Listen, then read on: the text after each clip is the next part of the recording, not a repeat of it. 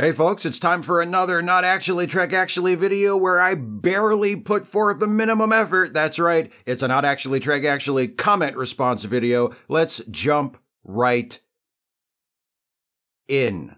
This first batch of comments is from my most recent video about the Klingon characters featured in Star Trek Deep Space Nine. First up is Andrew, who says, I assume this was before the news that there will in fact be a Klingon in Season 2. Meaning Season 2 of Star Trek Strange New Worlds, which I mention in the opening bit of that Klingon video, where I say, hey, how comes there's never been a Klingon in Strange New Worlds? They need to give Captain Pike a Klingon Nemesis. Lo and behold, best accidental timing ever. The day that video goes up is the same day that the new teaser for the upcoming second season of Strange New Worlds comes out. And there's going to be Klingons in it. I have no idea if it's going to be a Klingon nemesis for Pike, as I kind of wished for. But there will be Klingons in Star Trek Strange New Worlds. So, yeah, looking forward to that. As an old school Trekkie and fan of Klingons and someone who thinks Klingons are fun, especially when Klingons are presented in kind of a fun, jokey way, hopefully... And given the overall tone of Strange New Worlds, I have reason to be optimistic about that. So yeah, curious to see how they will handle the Klingons in Season 2 of Strange New Worlds. And yeah, if only I had that kind of power over the franchise in general. If only I could just pitch something in a video and then it would actually happen. Lower Decks might be funny. Hey, had to get my cheap shots in, didn't I? I did, didn't I? Especially for you, Andrew. I'll try to sneak some Picard cheap shots in a little later, too. Just for you. Peter Porcaro Jr. Hey, Steve, looks like someone heard you. Just saw the Strange New World Season 2 teaser, and the Klingons are back. And look, they're the TMP TNG version of the character design. I'm sure this will piss off the but actually crowd. Live long and prosper. I got a comment on the video, actually, before that teaser was released, from someone who said, well, maybe the reason that Strange New Worlds has not presented a Klingon character is because they're not sure how the Klingons should look. Should they look like they looked in Discovery, or should they do what Picard Season 3 has done with Worf and just make them look like they looked in, you know, TNG in the movies? And it seems like they mostly picked the TNG in the movies choice, but they also kind of translated into their own aesthetic, which is what I was hoping they would do if they ever had Klingons on the show, which is just make them look however you want them to look. It's your show. Garrett Labuisse, I can't believe that you skipped over Quark's most epic of verbal burns. I am Quark, son of Keldar, and I have come to answer the challenge of Dagor, son of whatever. Well, I'm glad you gave me the opportunity to share it with everyone in this video, because I agree with you. That is one of my favorite moments from that episode. I guess I didn't mention it in my summary because really the only thing I could have done with it is just repeat it verbatim because it's such a perfect line as is written in the episode, and there's really nothing I could do with it to sort of make it my own or riff on it. I would have just had to say it, which I've done before. I'm not saying I've never done that before, but not the best choice for someone writing. If I'm trying to write my own stuff and be funny, it's not usually the best choice. And again, not saying I've never done this, but it's not usually the best choice to just take someone else's joke and repeat it verbatim. That's like the kind of thing you would expect from Star Trek Picard. There you go, Andrew. Dracon 2K, slight error. In the Season 4 episode, Martok is not a changeling yet, as one of the scenes has him cutting his hand to drop blood to prove he isn't a changeling to Sisko and Kira. I suspect that at some point after this entire issue and Season 5 is when they replace him. Perhaps, or perhaps he did what any smart changeling would do. You know what that is? Find some poor soul and grab a hold of him and absorb every last drop of blood from him and then release it on cue whenever somebody asks for it. The Joseph Sisko way. Man of few talents. What they did to Kern was a lot crueler than killing him.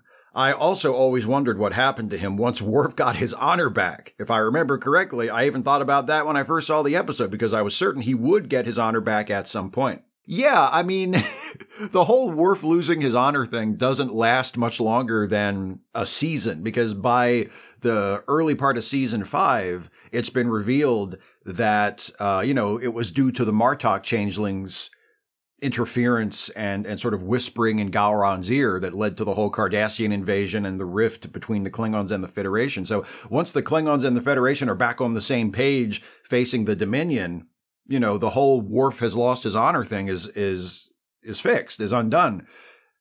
But Kern's still out there living some made-up life with a wiped brain. I mean, I guess the solution is, not the solution for Kern, but the solution for, like, curious fans is just, well, whatever Julian did to him can't be undone. They didn't do they didn't do a backup of his brain before Julian wiped his memory. So it's not like they can go back and re-Kern him. He's just kind of, that new guy for the rest of his life. So what could they possibly do? Mr. Bulldops, Steve, I'll laugh at the expense of Klingons, but I draw the line at insulting the Klingon chef. You know how hard it is to source quality gok that far out in the quadrant? Have you tried the gok they cultivate on Bajor? It tastes like iceberg lettuce soaked in Mountain Dew. Klingon chef puts his life on the line every time he puts an order into his suppliers to serve up authentic gok just like Mom used to make back on Kronos. Yes, indeed, and he does this because he wants to give the maximum quality of service to his customers at his Klingon restaurant, which, let's be honest, is really just the 24th century equivalent of a food court location. So, good for him for going the extra mile, even in those humblest of circumstances. I salute you, Klingon chef. Here's one from Stephen G. Clenard. Great videos, but if you're going to make a Beatles album cover parody for a video entitled Meet the Klingons, why the fuck do you parody A Hard Day's Night and not, Meet the fucking Beatles, arguably a more iconic image? Sure, Meet the Beatles was only the US version of the canonical UK album with the Beatles, and thus an inferior reference, and the image requires exactly 4 subjects, and the stark lighting and shadows in crisp black and white would be a technical challenge for an experienced photo chopper, let alone a marginally talented YouTuber. No offense implied, I'm being explicit.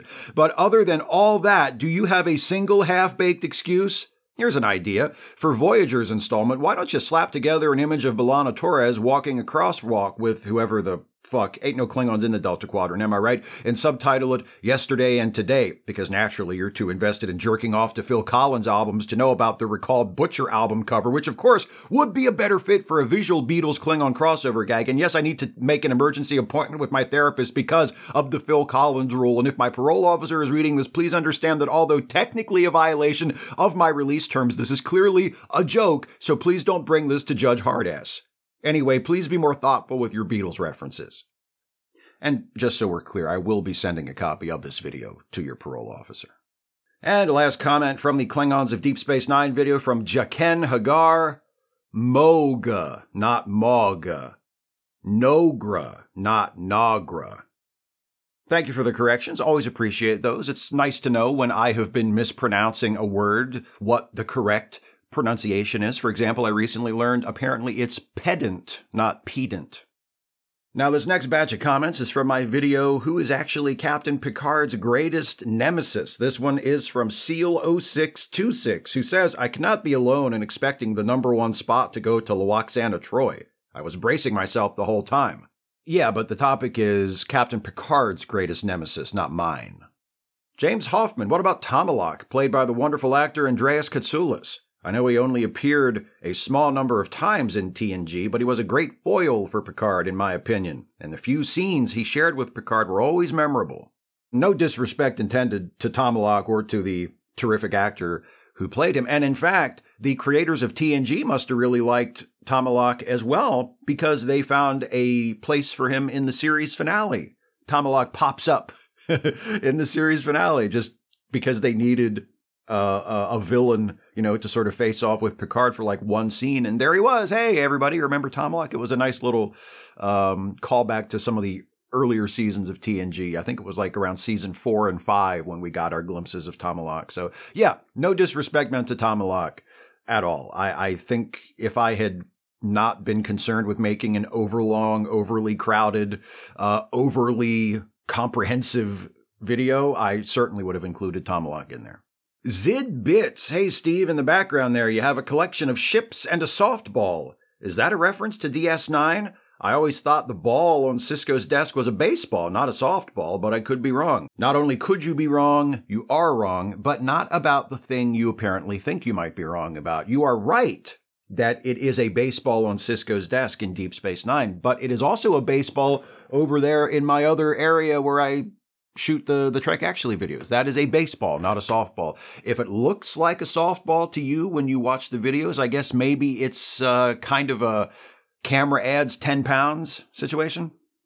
Davajita, not necessarily apropos of the video's topic, but one well-written bit of dialogue I appreciate in Chain of Command is in the scene where Gul Madred has just sent his daughter away. The first thing Picard says is, "Your daughter is lovely," to which Madred replies, "Yes, I think so."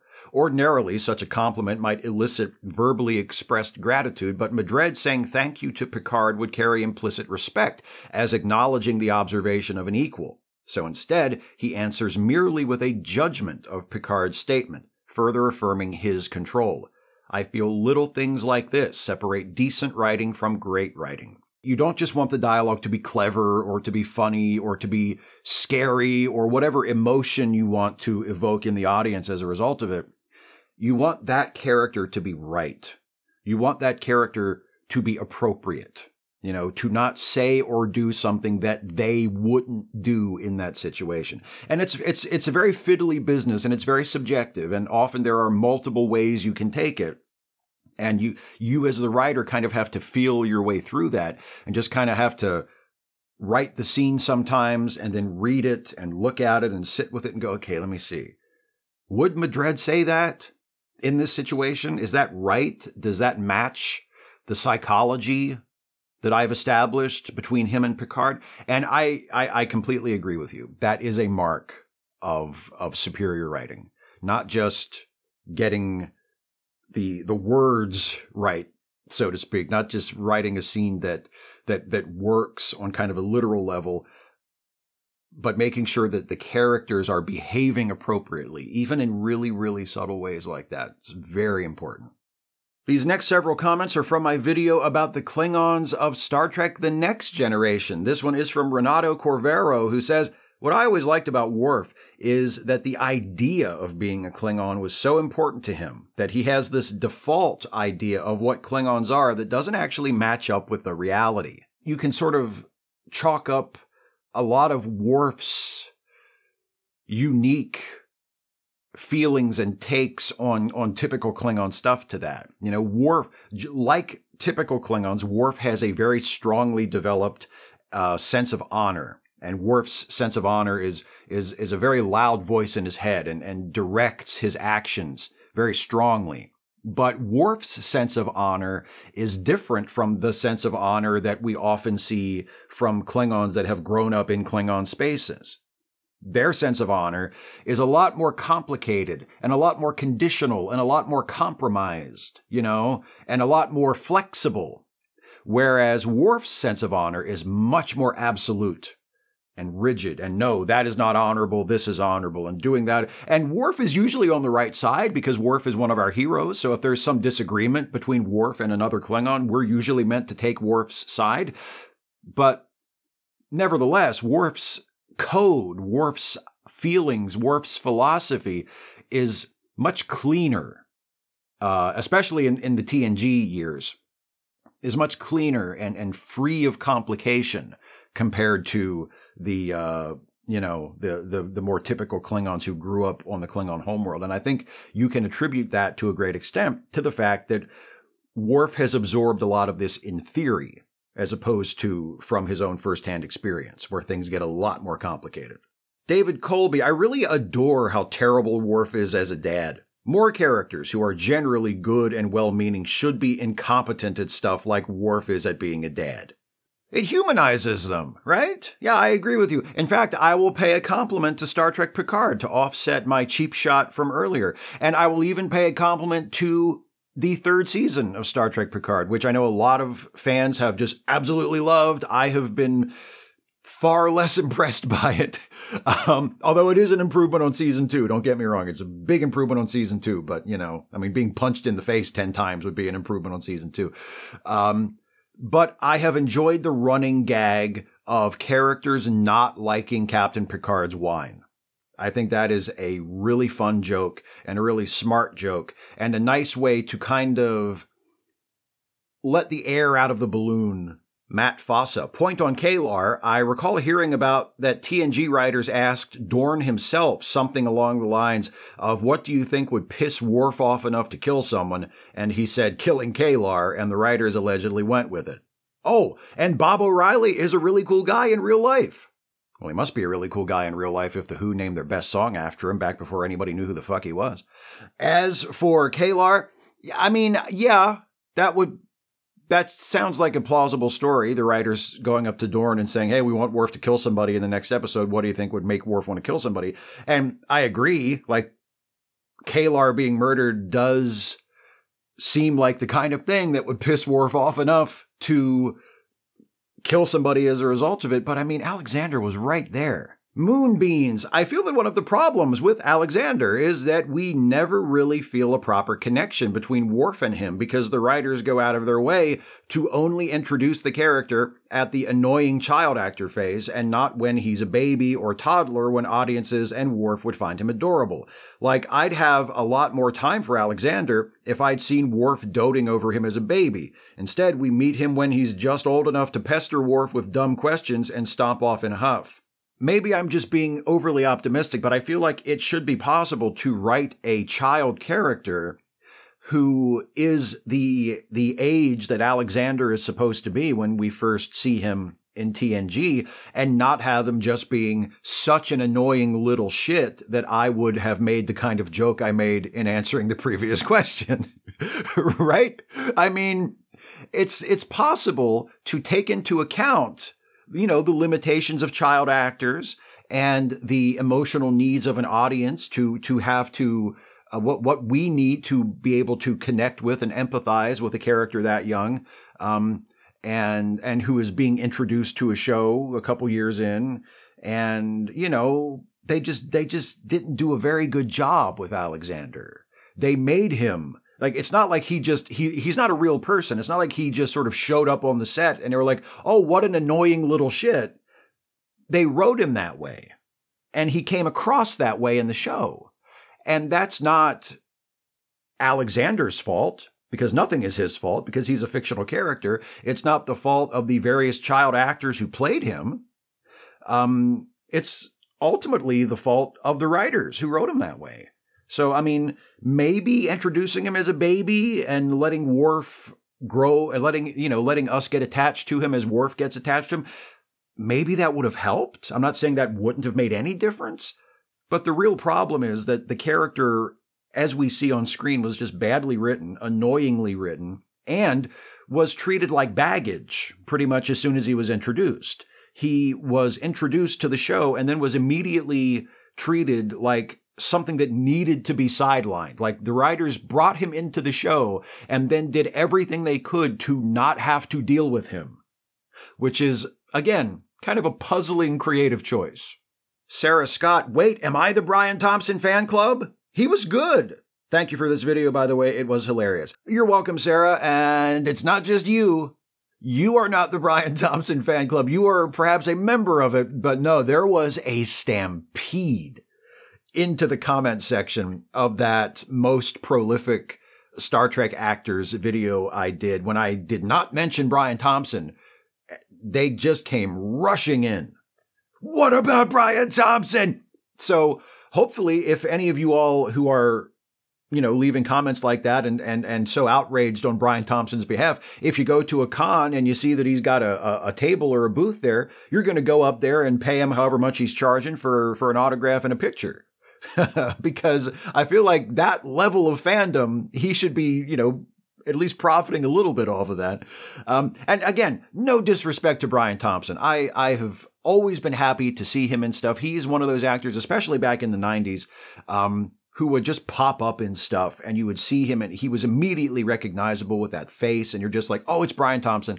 I was always happy to see him, and he always made whatever he was in just a little bit better because of his presence. So no disrespect meant at all by not including Brian Thompson in that video. He's fantastic.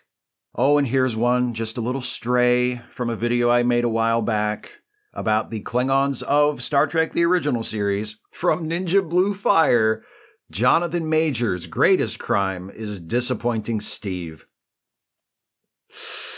No, it's not. Boy, talk about bits that have not aged well. I did that whole riff in that video about how Jonathan Majors is playing Kang in the Marvel Cinematic Universe, and hey, they should do a Star Trek movie where he plays Kang the Klingon, because that would be so cool and so funny, because the characters have the same name and everybody loves Jonathan Majors. Now, these next several comments are from my video about Section 31. This one is from the Cynical Optimist. While I feel that Section 31 got a bit overused even on DS9, the episode Extreme Measures gave a great little insight into Sloane's character. When Bashir and Miles go into his mind, we see that a part of Sloane deeply regrets what he did with his life, and that he feels he's been a nightmare to those who loved him, and he wishes he wasn't so single-minded about his duties, so he could have just been with them and enjoyed what life had to offer. As Babylon 5 put it, no fame, no armies or banners or cities to celebrate your name. You will die alone and unremarked and forgotten. You can read it two different ways. And like I said, I think both readings are simultaneously valid. I do think it both shows him to be much more of a human being and much more of a sympathetic character than maybe Bashir considers him. But it also feeds into the narrative that I think Sloane tells himself. And that he occasionally lays on Bashir when Bashir is like, why are you such an asshole? Why don't you just stop being an asshole? You know, part of what Sloane tells him is, well, we need men like me so that men like you can do what you do, you know? So it feeds into Sloane's story that he tells himself as well. So he's a really, really great character. And speaking about, you know, earlier on, there was a comment from Davajita about, you know, writing characters and getting the details right. And with Sloane, I think that's another example where he's a character that we only see just a handful of times, and we just get little glimpses of him. But what we see, there's enough to put together a picture of a fully realized human who is certainly a villain, certainly not someone we should be rooting for, but is enough of a person that you can't just, you know, write him off as like a one-dimensional comic book villain. It's really good writing. Caitlin L., it's my headcanon, and I hope yours too, that within the Pale Moonlight being a captain's log about events taking place over a few weeks, maybe a month and a half, that Sisko was, in fact, dealing with it at the moment he says, I wish I had an answer for you to Bashir. Either hadn't decided to do it yet, or had already done it but hadn't yet decided how he felt about it, since he gets his closure while recording the log. This is a really interesting way to read those two episodes. I have never seen this proposed before, but I really like it, and I think it works super well. Because, yeah, that first Section 31 episode that ends with Bashir asking, are we really the kind of people that would sacrifice our principles to survive? And Sisko's answer is, I don't know, Doctor. The very next episode is in the Pale Moonlight, where Sisko does that very thing. And yeah, in the Pale Moonlight does appear to take place over a somewhat extended period of time. So I do think it's reasonable to watch that episode and interpret it as perhaps taking place concurrently with some other episodes, you know, that aired before it. So you could easily assume that some of what we're seeing happening in the Pale Moonlight is happening at roughly the same time as some of the events of the previous episode. So yeah, that really, if you watch Sisko's exchange with Bashir at the end of that previous episode, with that in mind, it really adds another layer to that. That's really interesting. I like that a lot. Yeah, I like that a lot. And here's one from James Preston. Should Star Trek inspire us to what we could be, or should Star Trek ask us to reflect on what we are? Yes. I think it should do both. And I think at its best, over the many decades it's been created, it has done both. I don't think it can or should just do one or the other. I think it does need to be aspirational in some respects. It does need to say, hey, if we get our shit together, there could be a wonderful future ahead for us or for our descendants, and it could be something like this. I think that's important, and I think that is something that Star Trek has always done. But I also think it needs to be focused on us right now in real life. I've said many times, Star Trek is not about people in the future in space. Star Trek is about you and me right now, in this world, on planet Earth. And if it's not about that, then it's just another silly space show. So I think it needs to do both. It needs to do both. These next several comments are from my video about the Star Trek TNG episode Conspiracy. This one is from Lights of Zayon, who says, Brevity wasn't forgotten. It was killed when streaming services got the impression subscribers would abandon them if you didn't end every episode with a cliffhanger. And the most puzzling and galling thing about that is look how many old shows that were not written with that incredibly serialized, decompressed format that became huge hits on streaming services. Look how many old, shows from the 70s and 80s and 90s, sitcoms and dramas, including the old Star Trek shows that were major hits back remember when everything was on Netflix? When it was basically just Netflix and Hulu before the streaming world kind of fragmented and everybody started their own streaming service, when everything was on Netflix and Hulu?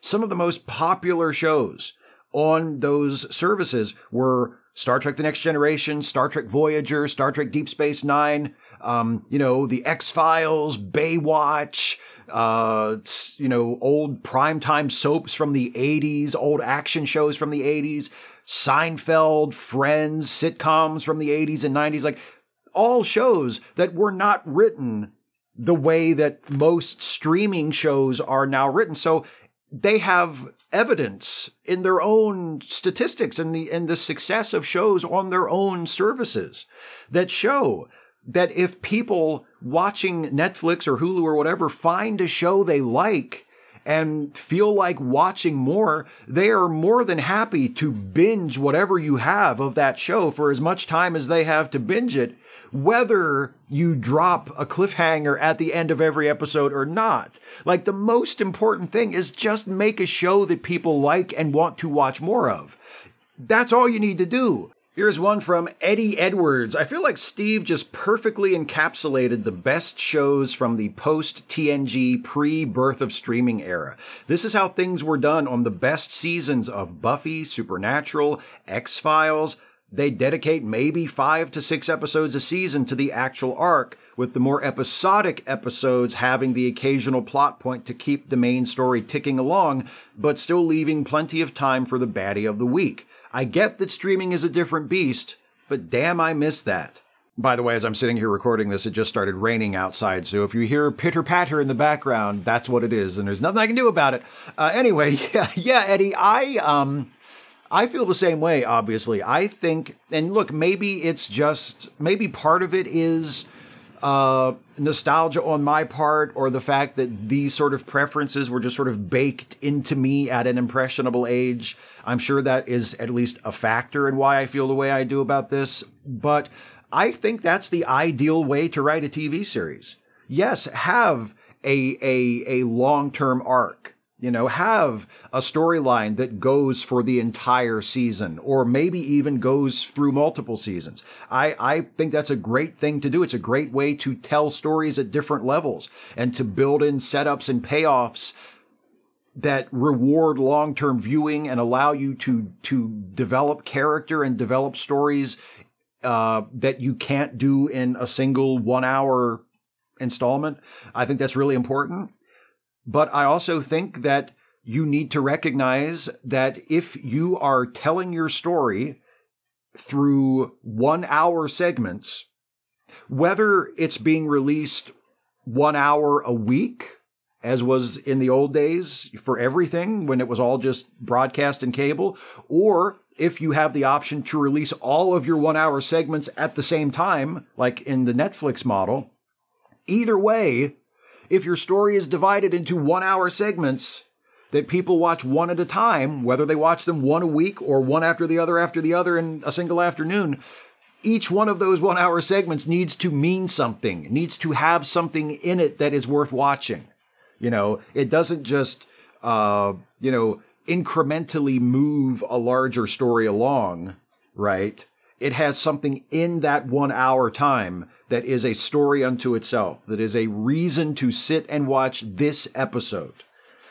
I just think that's the best way to do it. So I do think a combination of standalone episodes with long-term storytelling layered over top, so that it's not necessarily the focal point of every individual episode, but it's always kind of there in the background, and it is the focal point of episodes when it needs to be.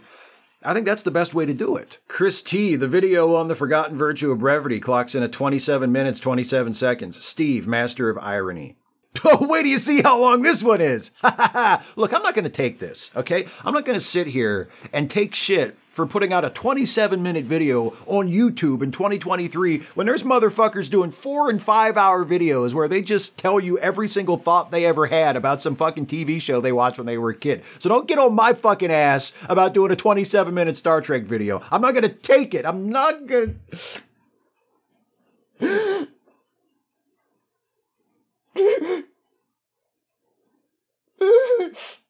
When you can't think of a way out of a bit, just start to cry.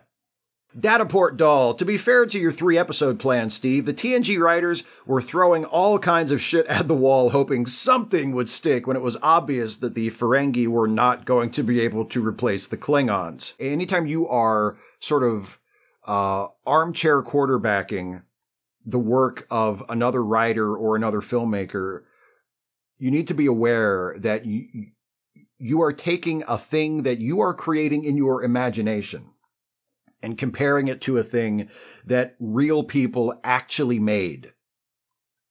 And it's not a fair comparison, because you could always imagine that what you came up with is better than that, but that doesn't really mean anything. The thing you're comparing, it doesn't exist. You're saying, well, if I had been the writer, here's what I would have done, and that would have been better.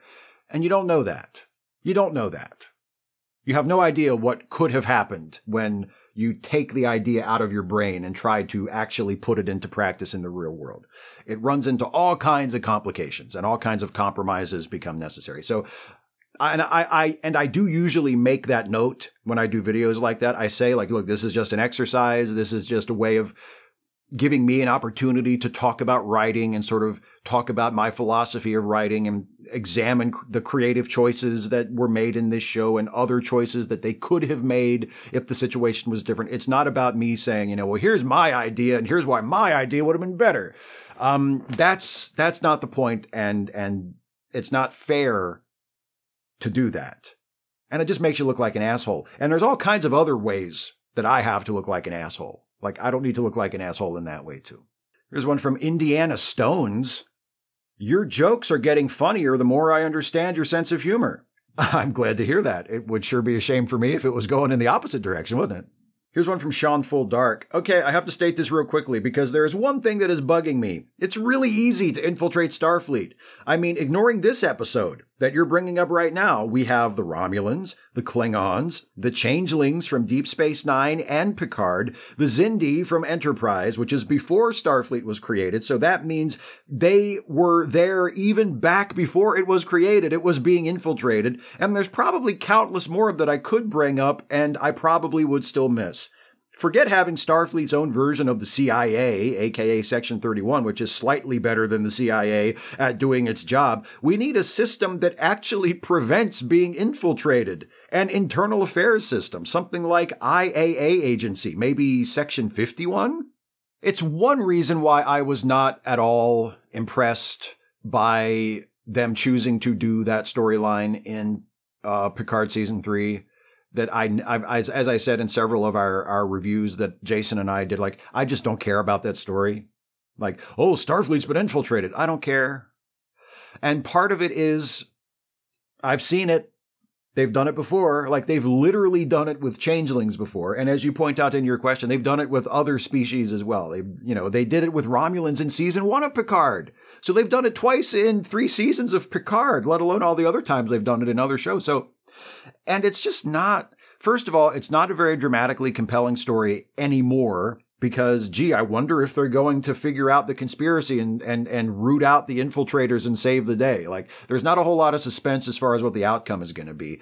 And also, when they do that, it robs any critique of Starfleet, and therefore of the various institutions that Starfleet represents in the fiction, of any of its edge. Because it's doing the problems are due to outsiders, not to us. The problem, like in Picard season 1, with banning synthetic life forms, right?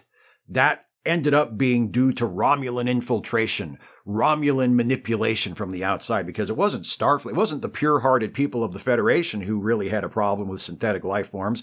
It was the Romulans who had orchestrated the whole thing. They were the real enemy, not us. It's not us, it's them. So it takes what could have been a very trenchant critique of our own institutions here in the United States, here in America, or wherever you happen to be watching this episode. I always translate it to America because Star Trek is an American thing, but it could the same thing for Great Britain or for any other country that has a military-industrial complex. The message could be, hey, it wasn't infiltration. It wasn't some alien that came in and made Starfleet do this terrible thing. It was people who were actually in Starfleet. It's an internal problem that needs to be addressed and rooted out. Not, it was just spies that made us do this. No. So it takes the edge out of the allegory, So that's a problem I have with it, as well as how goddamn repetitive it is. Here's one from Jafuryu. Those aren't grubs, they're mealworms. Yeah, but there's not a food delivery service called Mealworm Hub, is there?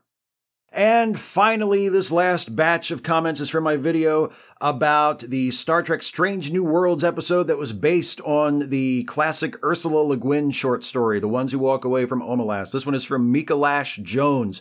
The more active role of the ones who walk away in the Trek episode is important to me because it's what always bothered me about the original story. It never sat with me that they just left instead of actively trying to do something to help the imprisoned child. I don't know if you've read the N.K. Jemisin short story, The Ones Who Stay and Fight, but that is a pretty direct response to the very critique that you're voicing there. It's written as a pastiche of The Ones Who Walk Away from Omelas, so it's in the same literary style, and it even makes explicit reference to Omelas at one point in the story, but it's mostly a telling of a similar story and describing a similar city in the same voice that Le Guin uses in the Omelas story, but with a slightly different perspective and with a more activist purpose, I would say. Tom Harrison, I've been trying to get my partner into Trek for a year, and Strange New Worlds is where it finally stuck.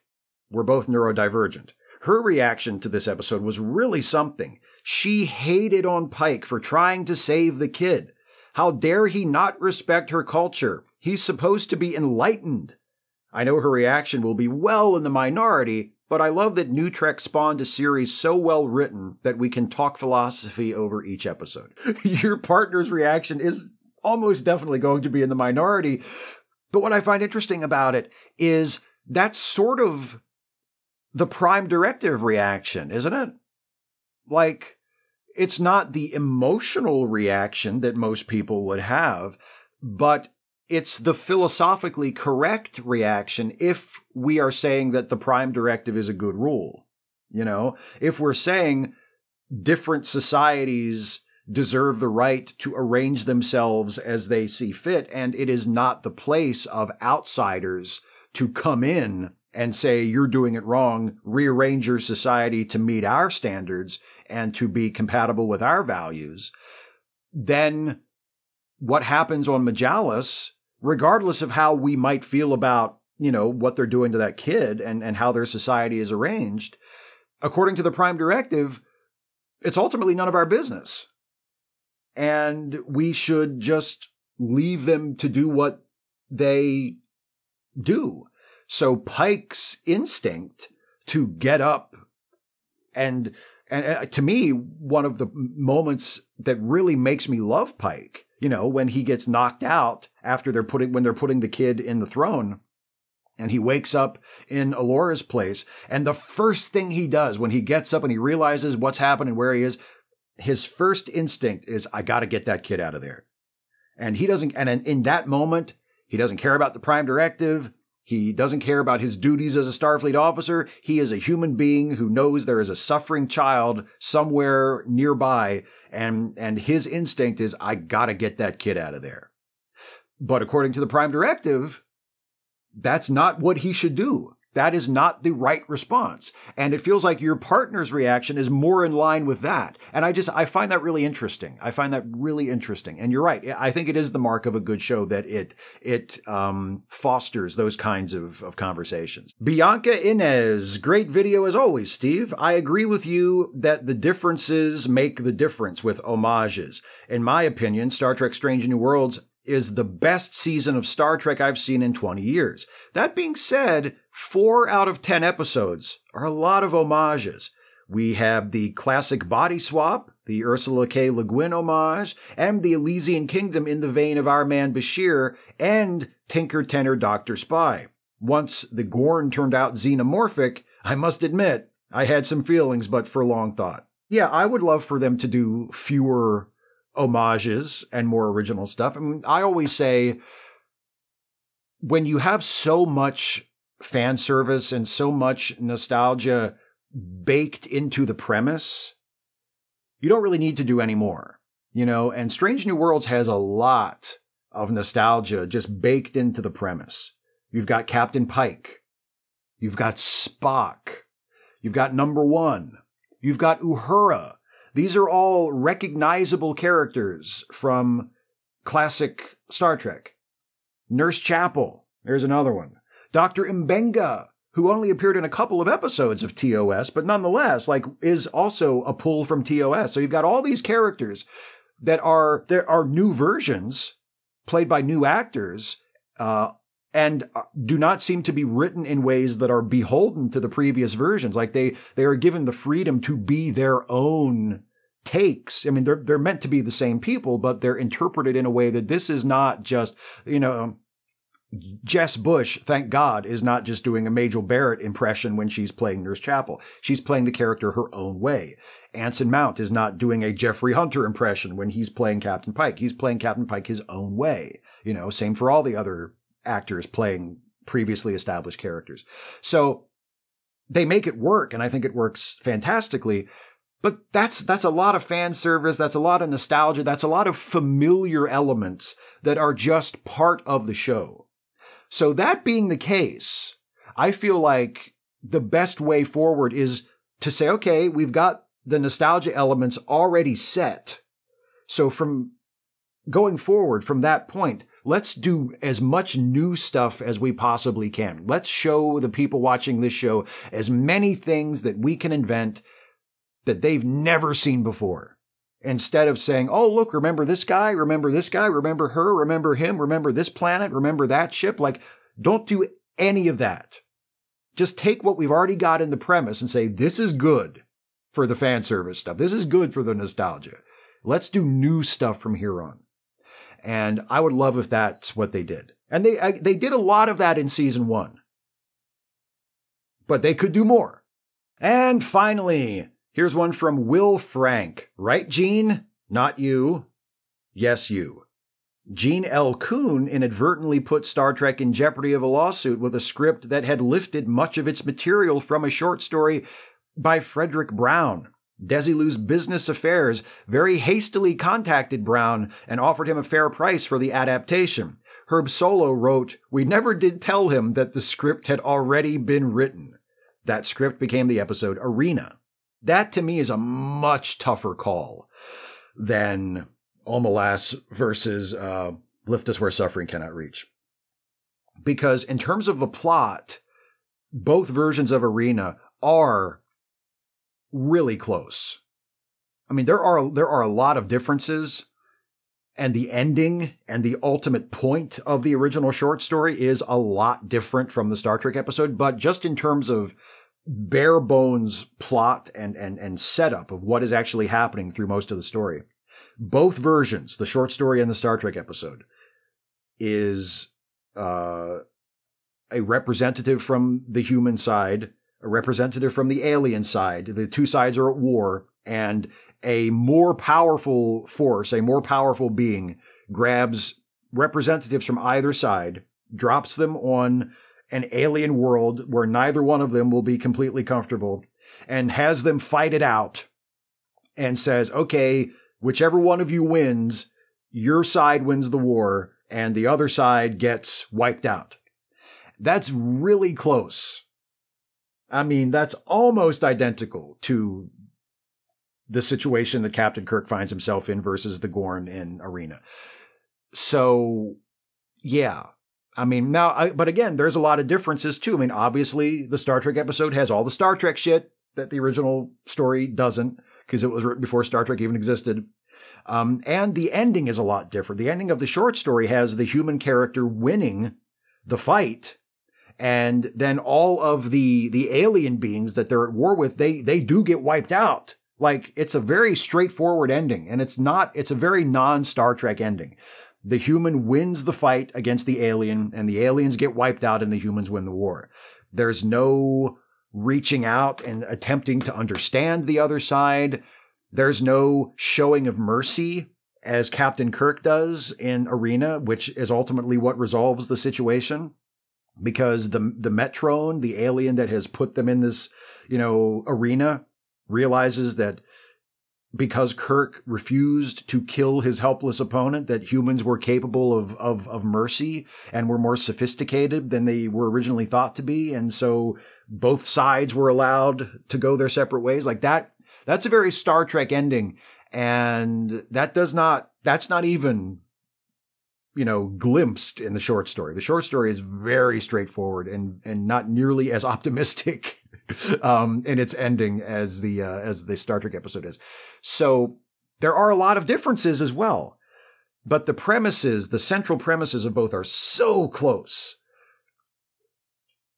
that I feel like it was probably the smart thing to just buy the rights to the original story and the fair thing, like the proper thing, I have also heard that apparently the parallels,